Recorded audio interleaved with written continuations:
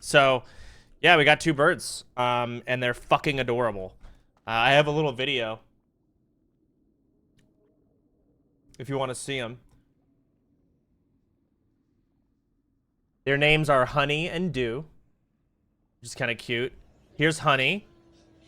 She's sleeping here. It's a very short snippet. She's sleeping on my shoulder. And then... Crap, hang on. Let me show you Dew. Dew's a little more attached to me, and Honey's a little more attached to Vicky, but, is this the right one? Here's Dew. They're both just sleeping on the shoulder. They're noisy, very dirty, and disgusting. They're not that noisy. They're not that bad at all. There are birds you can get that are bad, but cockatiels are the easiest, which is why we got them. We have another video. This is Falcor. We did not name Falcor. He is not our bird. But we are in a wait. We're probably not going to get Falcor, but there's like he's an albino, so he's cool. But a lot of people want Falcor. Look at him. They're adorable.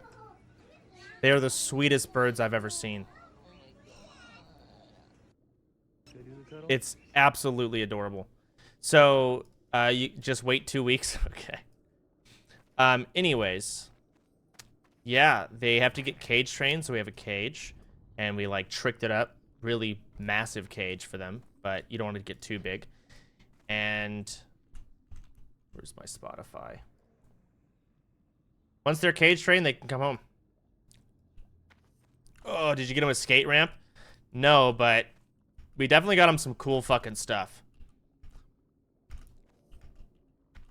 Leaving the window open. The windows don't open. The one other thing that's a little worrisome is when they fly around with our windows, they might fly straight into the window and break their neck.